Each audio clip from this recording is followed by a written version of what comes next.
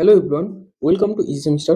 तो अब हम डिस्कस करेंगे एवीएल ट्री के बारे में। ठीक है, तो आपको एक डेटा सेट दिया रहेगा और आपको बोलेगा कि एक एवीएल ट्री क्रिएट करने के लिए। ठीक है, तो सबसे पहले हम देख लेते हैं कि एवीएल ट्री होता क्या है एंड क्यों होता है। ठीक है, तो एवीएल ट्री क्या है? एक बाइनरी सर्च ट्री है जहाँ पे हम एक बैलेंस ट्री ड्रॉ करते हैं। अब बैलेंस का मतलब क्या है?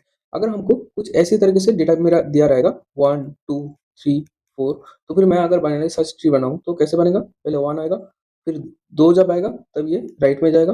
अब 3 आने पे यहाँ पे राइट पे जाएगा और 4 आने पे ऐसे यहाँ पे राइट पे जाएगा। ठीक है, तो इस तरीके से अगर डेटा आएगा तब क्या होगा? मेरा कोई लेफ्ट चाइल्ड नहीं है। ठीक है, यहाँ पे कुछ भी नहीं है, या फिर मेरा जो 2 है इसके लेफ्ट में भी कुछ नहीं है। एक तरफ ये क्या है? बायस्ड है। ठीक है, इसको हम राइट स्क्यूड बाइनरी ट्री भी बोलते हैं। ठीक है, तो इस तरीके से क्या होता है? हमारा जो है ट्री ट्री क्रिएट होता है। यहाँ पे कोई बैलेंस नहीं होता है। ठीक है, तो एवीएल ट्री में हम क्या करते हैं कि बैलेंस्ड ट्री जो है क्रिएट करते हैं। ठीक है, अब बैलेंस का मतलब क्या है कि अगर मेरे को 1 2 3 4 दिया जाएगा तो फिर मेरा ट्री कैसा होगा? यहाँ पे 2, यहाँ पे 1, यहाँ पे 3, यहाँ पे 4, कुछ इस तरीके से मेरा जो है ट्री बनेगा। ठीक है, अब ये बैलेंस किसके बेसिस पे होता है? तो हमारे पास एक बैलेंस फैक्टर रहता है। ठीक है, बैलेंस फैक्टर का मतलब इसका रेंज जो होता है वो होता है -1 से 1 तक। ठीक है, मतलब कि -1 0 एंड 1 अगर किसी नोड का मेरा बैलेंस फैक्टर है तब हम क्या कह सकते हैं कि मेरा जो ट्री है वो वैलिड है। ठीक है, अब बैलेंस फैक्टर का मतलब क्या है? ठीक है,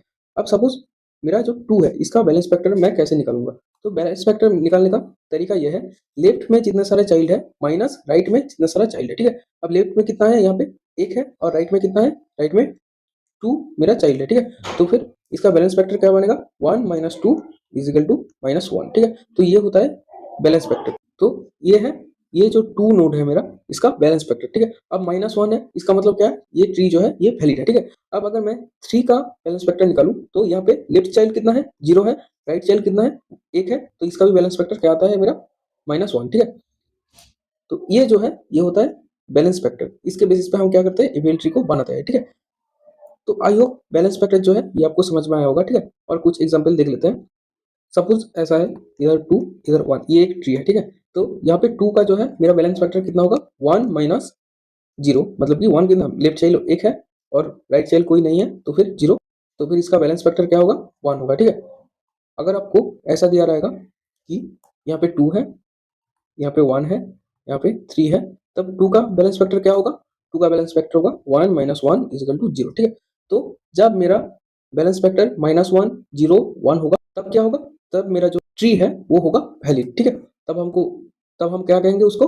एक बैलेंस ट्री कहेंगे। ठीक है, तो आई होप ये बैलेंस फैक्टर का जो मामला है ये आपको समझ में आ गया। ठीक है, तो अगर सपोज एक ट्री ऐसा रहता है 1 2 3, या फिर ऐसा रहता है 3 2 1, तो इसको हम कैसे बैलेंस करेंगे ये अब हम देखेंगे। ठीक है, इसको क्या करना पड़ेगा? इसको रोटेट करना पड़ेगा। ठीक है, तो उसके लिए 4 तरह का रोटेशन होता है। ये अगर आपने एक बार समझ गया तो फिर क्या होगा? तो फिर एबीएल ट्री बनाना बहुत आसान हो जाएगा। ठीक है, तो यहाँ पे 4 तरह का होता है। एक आरआर रोटेशन होता है, एक एलएल रोटेशन होता है, एक आरएल रोटेशन होता है एंड एक एलआर रोटेशन होता है। आरआर का मतलब क्या है? यहाँ पे 1 2 3 जो है यहाँ पे क्या हुआ? राइट चाइल्ड है, ये है राइट चाइल्ड। ठीक है, इसको आरआर कहते हैं। यहाँ पे 1 का जो है मेरा बैलेंस फैक्टर कितना है? -2 है, इसका मतलब क्या है? ये वैलिड नहीं है। अब इसको रोटेट कैसे करेंगे हम? इसको हम एंटी क्लॉकवाइज रोटेट करेंगे, मतलब ये क्या बन जाएगा? ये बन जाएगा 2 1 3। ठीक है, मतलब कि मैंने एंटी क्लॉकवाइज एक बार रोटेट किया। ठीक है, सेम एलएल का मतलब है यहाँ पे लेफ्ट चाइल्ड है, यहाँ पे लेफ्ट चाइल्ड है, इसलिए इसका नाम क्या है? एलएल है। तो इसको हम क्या करेंगे? एक क्लॉकवाइज रोटेट करेंगे, मतलब कि ये क्या बन जाएगा? 2, यहाँ पे 1, यहाँ पे 3। ठीक है, ऐसे हम इसको रोटेट करके बैलेंस करेंगे। यहाँ पे 2 का कितना है बैलेंस फैक्टर? यहाँ पे 2 का बैलेंस फैक्टर है 0। ठीक है, तो आई होप बैलेंस फैक्टर क्या है ये आपको आप समझ में आ रहा है। ठीक है, अब आ जाते हैं आरएल। ठीक है, आरएल का मतलब यहाँ पे एक बार राइट हुआ है, एक बार लेफ्ट हुआ है। ठीक है, तो इसको हम क्या करेंगे? इसके लिए हमको कितना रोटेशन चाहिए? 2 रोटेशन चाहिए। ठीक है, 2 रोटेशन क्यों? पहले ये वाला जो हिस्सा है इसको हम पहले ठीक करेंगे, उसके बाद जो है पूरा ट्री को हम ठीक करेंगे। तो इसको अगर मेरे को आरएल को आरआर बनाना है, ठीक है, तो यहाँ पे क्या करना पड़ेगा? यहाँ पे 1, यहाँ पे 2, एक बार रोटेट करने के बाद ये बनेगा 3। ठीक है, अब इसको हम क्या करेंगे? इसको हम जो है आरआर में जैसे किया था एंटी क्लॉकवाइज रोटेट करेंगे, तो ये क्या बन के आएगा? ये बन के आएगा 2 1 3। ठीक है, पिलर में यहाँ पे लेफ्ट चाइल्ड है, यहाँ पे राइट चाइल्ड है, तो इसको ठीक करने के लिए पहले हमको क्या करना पड़ेगा? इसको पहले हम इस पोर्शन को एक बार रोटेट करके हम क्या करेंगे, इसको एल बनाएंगे, ठीक है। अब रोटेट करने पे क्या होगा, यहाँ पे होगा 3 2 1।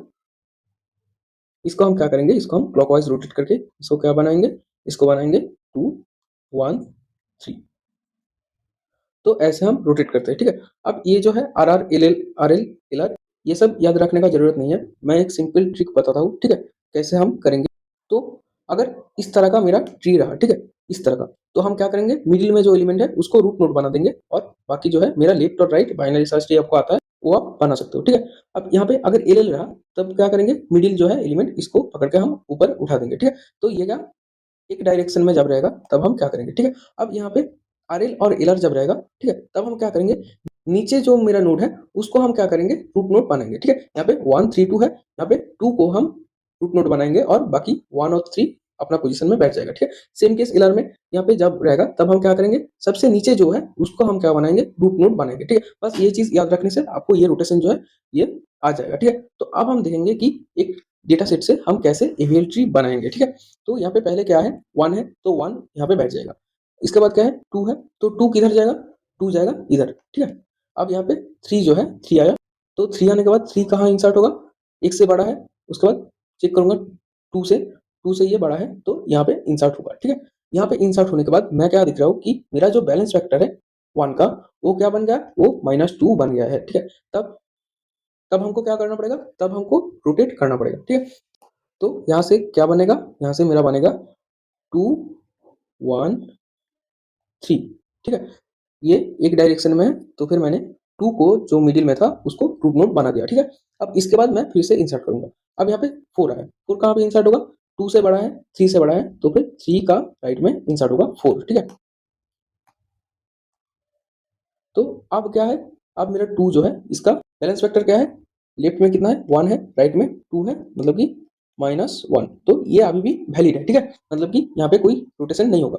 अब यहाँ पे आया 5, 5 कहाँ पे इंसर्ट होगा, 5 यहाँ पे इंसर्ट होगा, ठीक है। अब क्या है, मेरा 2 जो है इसका बैलेंस वेक्टर क्या बन गया, इसका बैलेंस वेक्टर बन गया -2, ठीक है। तो इस केस में क्या होगा, इस केस में यहाँ पे रोटेट होगा, ठीक है, ये जो पोर्शन है इसका रोटेट होगा।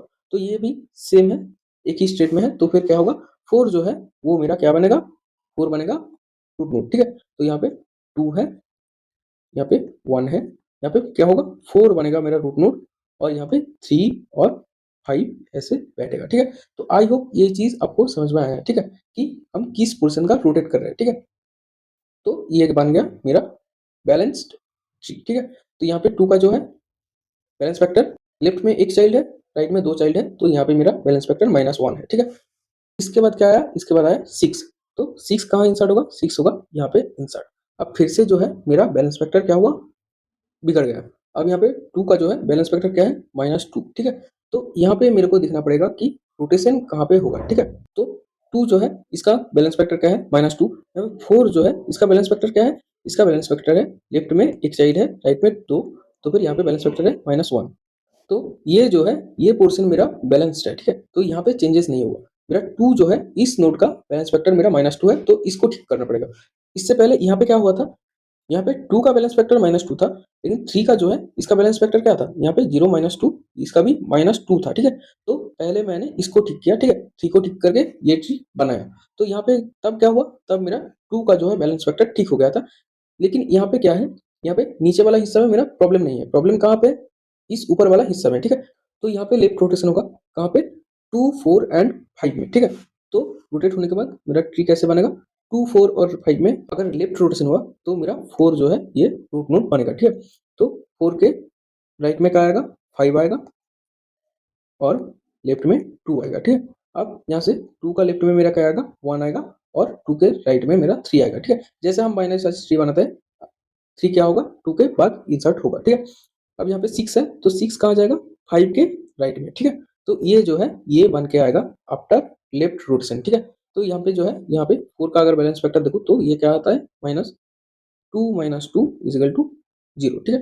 तो ये बैलेंस हो गया, ठीक है। तो यहाँ पे मैंने क्या किया, ठीक है, तो पहले जो है मैंने इंसर्ट कर दिया, ठीक है। अब इंसर्ट करने के बाद मैंने क्या देखा कि कौन सा नोड में मेरा बैलेंस वेक्टर ठीक नहीं है, ठीक है। मेरा नीचे वाला हिस्सा सही था, इसलिए मैंने नीचे कोई चेंज नहीं किया, ठीक है। ऊपर वाले हिस्से में मेरा जो है प्रॉब्लम था, तो फिर मैंने क्या किया कि 2 4 और 5 में लेफ्ट रोटेशन किया, ठीक है, तब ये बन के आया, ठीक है। अब इसके बाद क्या होगा, इसके बाद जो है मेरा 7, ठीक है, तो 7 मेरा इंसर्ट होगा यहाँ पे, ठीक है। अब मेरा जो है बैलेंस फैक्टर चेक करना पड़ेगा। अब क्या है, लेफ्ट में 2 है, ठीक है, राइट में कितना है, 3 है, मतलब कि -1।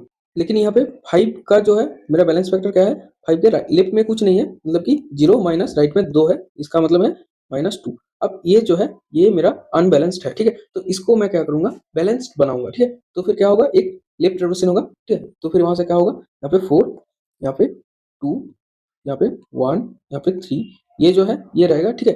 अब यहाँ पे जो है 5, 6 और 7 में अगर लेफ्ट रोटेशन होगा तब मेरा क्या बनेगा, तब 6 जो है मेरा रूट में आ जाएगा और 5 इधर आ जाएगा और 7 इधर आ जाएगा, ठीक है। तो आई होप ये चीज आपको समझ में आया है, ठीक है।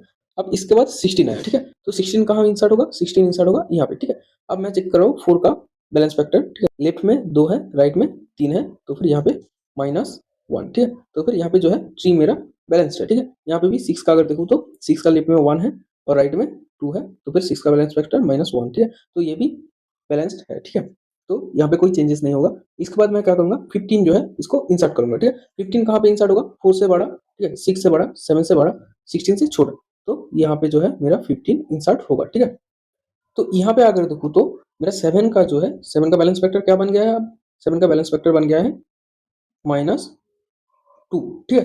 तो यहाँ पे क्या करना पड़ेगा, यहाँ पे मेरे को एक RL रोटेशन चाहिए। अब RL रोटेशन में क्या होता है, RL रोटेशन में मेरा ट्री कैसे बनेगा, यहाँ पे मेरा 4 है, यहाँ पे मेरा 2 है, यहाँ पे 1 है, यहाँ पे 3 है, ठीक है, यहाँ पे मेरा 6 है, यहाँ पे मेरा 5 है, ठीक है। अब 7, 16 और 15 में अगर RL रोटेशन होगा तब मेरा जो है नीचे वाला मतलब कि 15 जो है 15 रूट नोड बन जाएगा और मेरा लेफ्ट चाइल्ड बनेगा 7 एंड राइट चाइल्ड बनेगा 16, ठीक है। तो ये होगा मेरा ट्री। तो ये जो है ये मेरा ईवीएल ट्री कंस्ट्रक्ट हो चुका है, ठीक है। यहाँ पे हर नोड का अगर आपने बैलेंस फैक्टर चेक किया तो वो -1 से लेकर 1 के बीच में आएगा, ठीक है, या फिर -1 होगा या फिर 0 होगा या फिर 1 होगा। तो ऐसे हम क्या करते हैं, ईवीएल ट्री को कंस्ट्रक्ट करते हैं, ठीक है। तो आई होप ये चीज आपको समझ में आया है, ठीक है। हर रोटेशन को मैं अच्छे तरीके से एक्सप्लेन किया हूँ। तो इस वीडियो में इतना ही था। Thank you.